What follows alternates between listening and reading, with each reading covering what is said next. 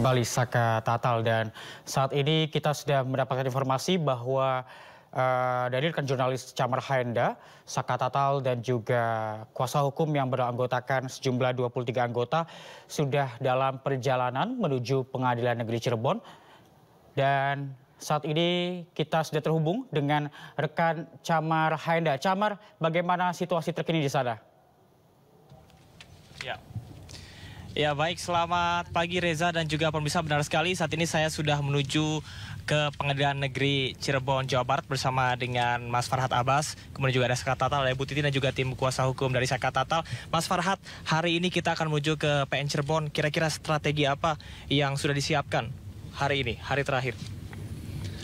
Ya, sebenarnya nggak ada strategi ya, karena kita anggap ini kan kasus mudah yang tertutupi selama ini.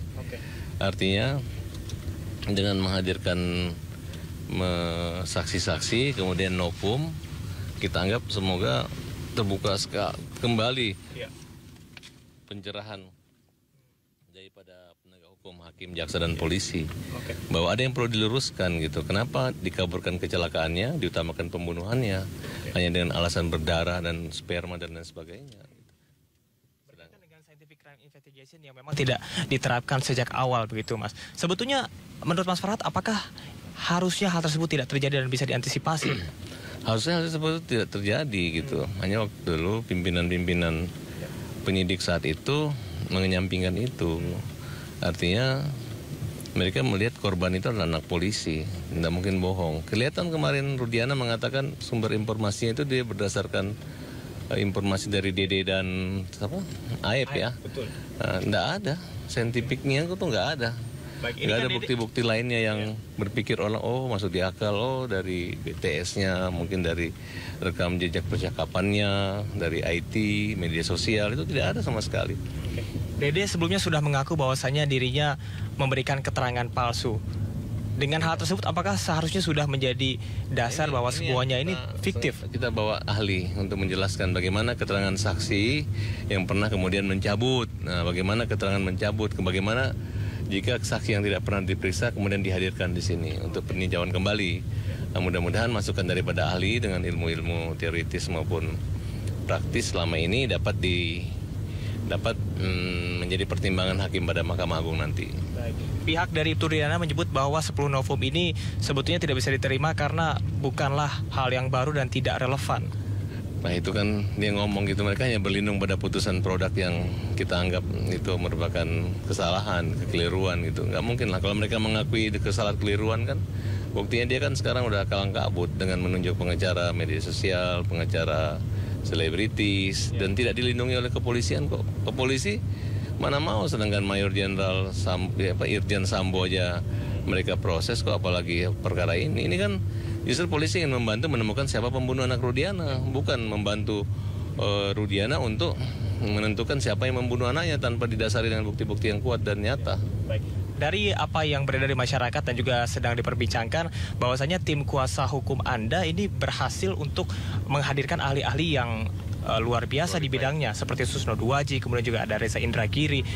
Bagaimana koordinasi yang dilakukan oleh mereka? Apakah secara sukarela begitu? Mas Farhad, silakan. Yang jelas saksi yang hadir hari ini adalah saksi yang menyempurnakan. Kalau dulu kan dari keterangan-keterangan yang sebelumnya. Ya, keterangan sebelumnya jauh dan tidak pernah ada keterangan seperti ini. Baru terbuka hati dan pikiran jaksa maupun polisi. Dan mereka dihadirkan tanpa ada dibayar, dan mereka hanya Indonesia terluka, mereka mengobati gitu. Hendaknya pihak kepolisian, khususnya Polres Cirebon Sumber, untuk menghadirkan saksi yang olah TKP saat itu, supaya kita kalau mereka saksi-saksi itu pernah dihukum, saksi olah lalu lintas dihukum, ya inilah media yang tepat untuk mengklarifikasi, merehabilitasi nama mereka gitu. Karena kalau salah menghukum juga dihukum. Mas Farhad, kita tahu bahwa pada saat 2016 ini Saka masih berusia 15 tahun, dan adanya fakta-fakta baru bahwa mungkin bukan fakta baru tapi diperjelas bahwa adanya intimidasi, kemudian juga cara-cara yang dilakukan ini tidak manusiawi.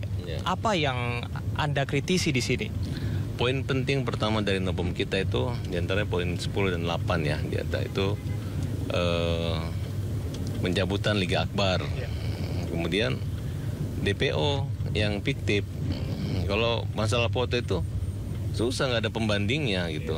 Karena selama ini yang menyimpan foto itu dokumen polisi rahasia. Mana mungkin mereka udah jelas awalnya kecelakaan, tiba-tiba pembunuhan berencana mereka mau ngasih foto ke kita. Enggak kan mungkin mereka berani hadir gitu. Ya kan mereka hanya berlindung pada putusan pengadilan yang mungkin sebentar lagi akan diluruskan dengan dianulir kembali dengan bukti-bukti dan saksi-saksi yang ada pada hari ini. Baik. 3 DPO yang fiktif diantaranya adalah ada Andi, kemudian juga Dani. Ya. Ini sebetulnya kalau kita sudah lihat kemarin ahli menyebut kalau tidak akan mungkin ada tersangka pembantu kalau misalnya tidak ada tersangka utama. Tersangka utamanya saja sudah tidak ada begitu. Iya. Pelaku utama yang dialihkan kepada DPO itu tidak ada yang menusuk, memukul, yang merencanakan dari tanggal 17 Agustus tidak ada, udah fiktif. Dan saya yakin hakim yang membebaskan Peggy yakin bahwa ini perkara kalaupun lanjut nggak akan bisa terbukti. Uang ini kan hanya cepat-cepatan aja. Kan polisi mengakui bahwa saksi polisi kemarin mengakui P21 dalam sebuah perkara itu merupakan kayak surat cinta yang diterima, kebahagiaan, tanda terima lamaran. Lepaslah peran Polri di situ. Nah, berarti kalau ada kesalahan bukan kesalahan polisi ya tinggal ya siapa suruh lo terima P21. Ya, dan silakan jaksa agung menghukum jaksa-jaksa yang menyidangkan dengan mendakwakan pasal dan menuntut setinggi itu. Baik, ini menarik Mas Farhad. Salah satunya adalah berkaitan dengan kemarin jaksa penuntut umum sempat bersih tegang dengan ahli hukum pidana Azmi Syaputra. Salah satunya adalah perbedaan memori kasasi mengenai penusukan yang berbeda-beda. Ya itulah, artinya ahli aja menemukan dari eksaminasi putusan, ditemukan ada pertentangan bukan antara putusan, antara kejadian dengan pertimbangan aja berbeda gitu. Masa ada pembunuhan, motifnya 3 orang jatuh cinta, 3 mau membunuh Vina gitu. Kedua, foto jelas bahwa untuk ahli psikologi forensik menyatakan bahwa terdapat kebohongan dari polisi, kebohongan dari saksi-saksi, dan ada juga menutup-nutupi dari instansi gitu terhadap perkara ini. Nah, kemudian dari forensik sudah menjelaskan bahwa luka-luka itu dapat dipertanggungjawabkan hanya dengan benturan yang keras, yaitu benturan kecelakaan. Walaupun kepalanya nggak robek, tapi itu benturannya mengakibatkan patah yang tidak lebam. Kemudian tapi ada itu gesekan. salah satu klaim, Mas Farhad, mengapa mereka menyebut ini pembunuhan karena ada luka tumpul, luka benda tumpul. Luka tumpul ya jelas. Memang kalau laporan Rudiana katanya tusukan, ada katanya samurai nggak ada. Ini berbeda-beda. Berbeda. Jadi kalau dapat polisi jujur, jaksa jujur, hakim adil itu dari awal aja udah mentah kok ini. Kemudian terlalu panjang, makanya kita hadirkan sesempurna mungkin para saksi gitu. Baik, Mas Farhad, apakah Anda yakin bahwa tadi seperti yang disampaikan oleh Bu Titin ada 5 anggota yang sudah diminta hadir untuk memberikan keterangan, tapi sampai dengan saat ini sudah 4 hari tidak ada konfirmasi? Mas Farhad bakal datang, itu sama dengan memenggali gubernur sendiri kalau datang ya kan. Makanya, menurut Anda apa alasan mereka tidak datang? Nggak bisa lah, memang salah kok. Mau ngomong apa dia? Kalau ditanya tes DNA enggak kan? Ngomong apa? Mungkin.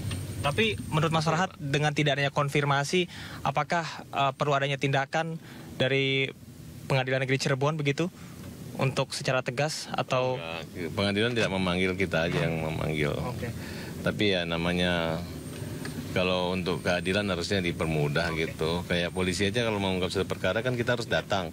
Sekarang kita ingin meluruskan kanan, Pak. Kanan, berhenti di sini. Oke, baik. Pemirsa, kita sesaat lagi akan masuk ke ruang persidangan. Kita sudah sampai di Pengadilan Negeri Cirebon. Mari Mas Farhad, kita bersama-sama turun.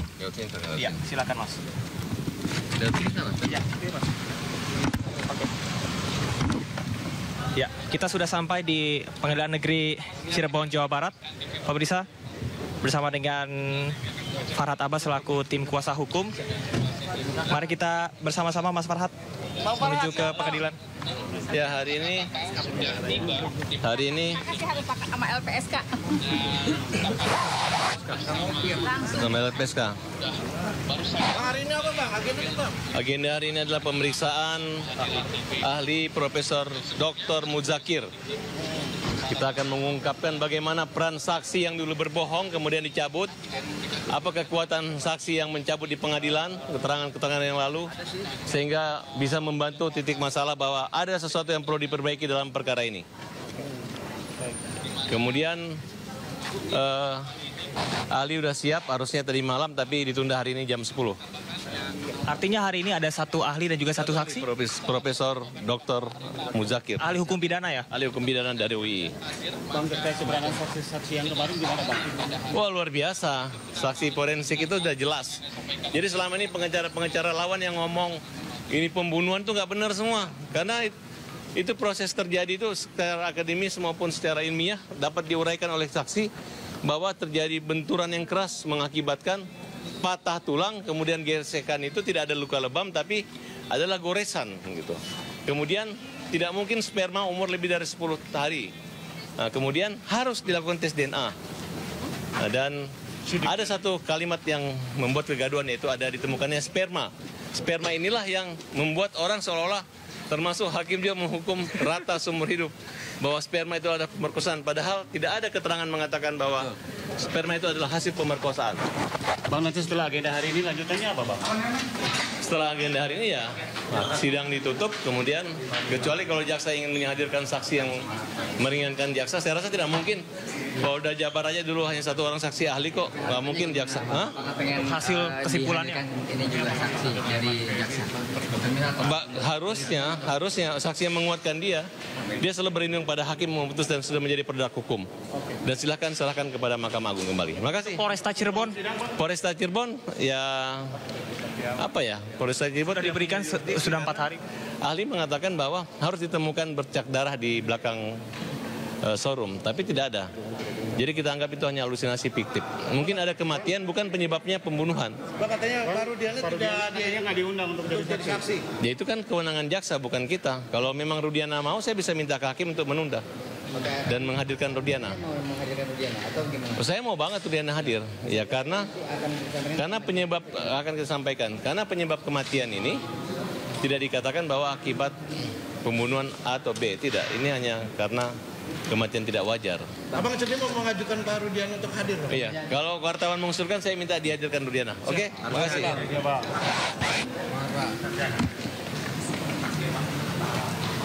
Kita mengajukan Profesor Dr. Muzakir. Siap. Sebagai ahli hukum pidana. Ahli hukum pidana ya? Iya. Yang menerapkan hukum acara pidana dan hukum pidana material. Iya. Reza dan juga pemirsa baru saja memasuki ruang sidang Cakra kelas 1B Pengadilan Negeri Cirebon, Jawa Barat untuk tim kuasa hukum dari Saka Tatal yang tadi sudah memberikan statement bahwa tidak diundangnya Ibtu Rudiana bisa disampaikan langsung apabila diinginkan oleh tim kuasa hukum kepada hakim. Namun sampai dengan saat ini informasi yang kami dapat mengenai 5 dari anggota yang sudah diharapkan ataupun juga diundang hadir untuk memberikan kesaksian dari Polresta Cirebon sampai dengan saat ini belum memberikan tanggapan. Adapun hari ini persidangan akan langsung menghadirkan ahli, yakni Profesor Muzakir selaku ahli hukum pidana. Mengenai hal-hal yang nantinya akan disampaikan tentunya berkaitan dengan pengenaan tindak hukum pidana kepada Saka Tatal, karena informasi yang berbeda dari satu pihak kepada pihak lain, terutama mengenai Saka Tatal yang pada saat itu masih berusia 15 tahun atau di bawah umur. Kita masih nantikan, Reza dan juga pemirsa. Dan untuk itu kita akan nantikan bagaimana proses berjalannya sidang lanjutan peninjauan kembali Saka Tatal. Tetaplah bersama kami di Breaking News.